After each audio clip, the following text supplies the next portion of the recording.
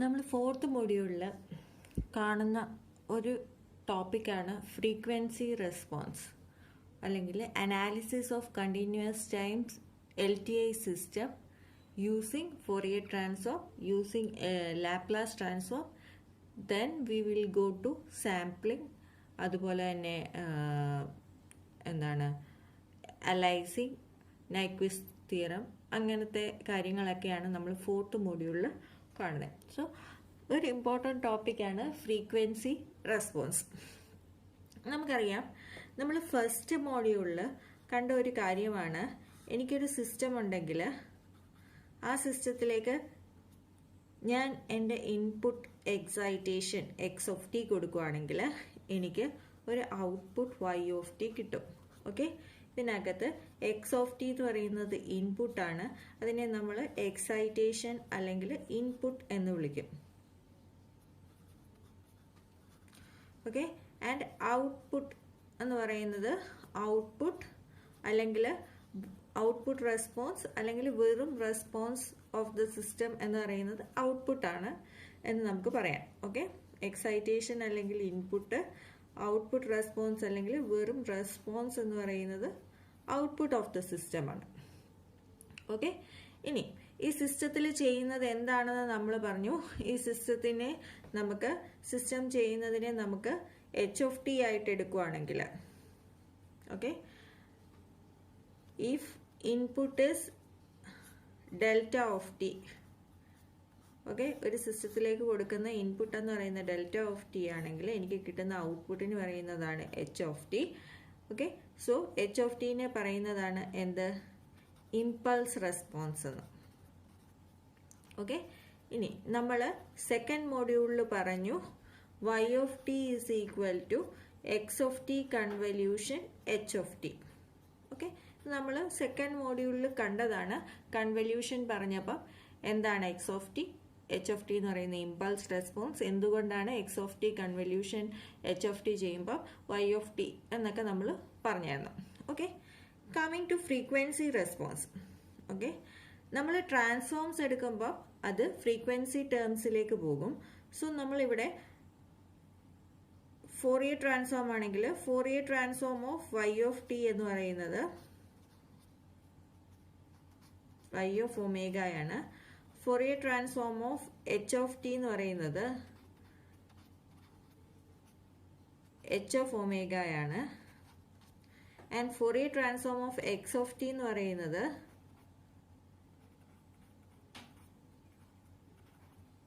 x(ω) ആണെങ്കിൽ നമുക്ക് ഈ ഒരു ഇക്വേഷനെ എങ്ങനെ എഴുതാൻ പറ്റും? y(ω) is equal to x(ω) into h(ω). Okay, y(ω) convolution in time domain is equivalent to the multiplication in frequency domain. Okay, property നമ്മൾ ഓൾറെഡി ഫോറിയർ ട്രാൻസ്ഫോമിന്റെ പ്രോപ്പർട്ടിക്കകത്ത് കണ്ടിട്ടുള്ളതാണ്. So y(ω) is equal to x(ω) into h(ω). ഇവിടെ നിന്ന് നമുക്ക് പറയാം h(ω) is equal to എന്താണ്? y(ω) by x(ω) ആണല്ലോ. ഈ h(ω) പറയുന്നതാണ് frequency response.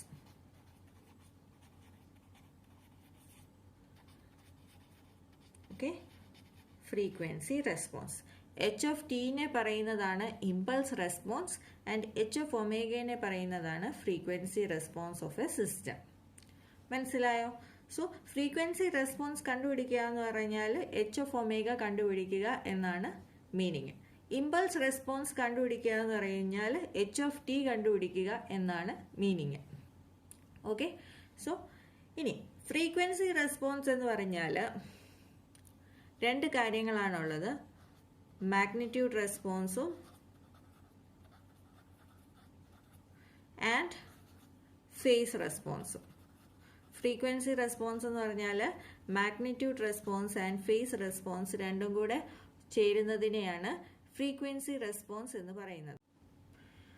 h(ω) magnitude response ആണ് magnitude of h(ω) and frequency is angle of h of phase is angle of h of omega. Okay, so suppose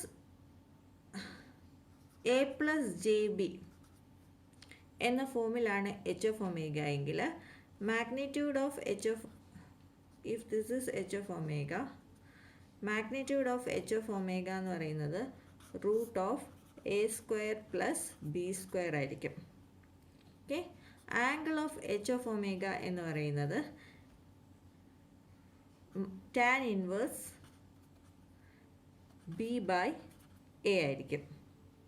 okay, ഇനി h of omega is equal to numerator by denominator ആണെങ്കിൽ, okay, angle of magnitude of h of omega എന്ന് പറയുന്നത് magnitude of numerator by magnitude of denominator ആയിരിക്കും.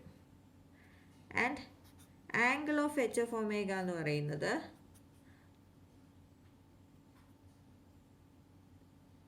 Angle of numerator minus angle of denominator ആയിരിക്കും. For example, if h of omega is equal to j omega 1 plus x plus j omega, okay, x plus j omega divided by a plus jb ആണെന്ന് വെച്ചു. Okay, a plus jb. So magnitude of h of omega എന്ന് പറഞ്ഞാൽ എന്താണ്? Magnitude of this by magnitude of this. Okay, that is x square plus omega square divided by root of a square plus B square. And angle of h of omega എന്ന് പറഞ്ഞാൽ angle of this minus angle of this, that is angle of this എന്ന് പറഞ്ഞാൽ tan inverse omega by x minus tan inverse B by A. Okay, so ഇത് basic ആയിട്ടുള്ള കാര്യങ്ങളാണ്. Okay, so h of omega പറയുന്നതാണ് frequency response എന്ന് പറയുന്നത്. ഇനി frequency response എന്ന് പറഞ്ഞാൽ it consist of both magnitude and angle. Okay, മാഗ്നിറ്റ്യൂഡും ഉണ്ടായിരിക്കും ആംഗിളും ഉണ്ടായിരിക്കും. ഓക്കെ, ഇനി ഇതാണ് h of j omega എങ്കിൽ അതിൻ്റെ മാഗ്നിറ്റ്യൂഡ് ഇങ്ങനെയാണ് കണ്ടുപിടിക്കുന്നത്. ഇതാണ് ആംഗിൾ എന്ന് പറയുന്നത് tan inverse B by A ആയിരിക്കും. ഓക്കെ, ന്യൂമറേറ്റർ ആണെങ്കിൽ ഓരോന്നിൻ്റെ സെപ്പറേറ്റ് ആയിട്ട് മാഗ്നിറ്റ്യൂഡ് കണ്ടുപിടിക്കുക. ആംഗിൾ ആണെങ്കിൽ angle of numerator minus angle of denominator കണ്ടുപിടിക്കുക. ഓക്കെ, സോ ഇതാണ് basically frequency response using, okay, ഏതെങ്കിലും ട്രാൻസ്ഫോം. ഇനി ഇവിടെ തന്നെ ഫോറിയർ ട്രാൻസ്ഫോമിന് പകരം ലാപ്ലാസ് ട്രാൻസ്ഫോം ആണെങ്കിൽ നമുക്ക് y of s എന്ന് എഴുതാമായിരുന്നു, h of s എന്ന് പറയാമായിരുന്നു, x of s എന്ന് പറയാമായിരുന്നു. സോ ആ ഒരു കേസിൽ h of s is equal to y of s by x of s എന്ന് നമുക്ക് കിട്ടും. ഓക്കെ, സോ ഞാനിപ്പോൾ ഫോറിയർ ട്രാൻസ്ഫോം വെച്ചിട്ട് ഫ്രീക്വൻസി റെസ്പോൺസ് പറഞ്ഞു എന്നേ ഉള്ളൂ. ഓക്കെ, ഇനി നമുക്ക് ഒരു പ്രോബ്ലം കാണാം.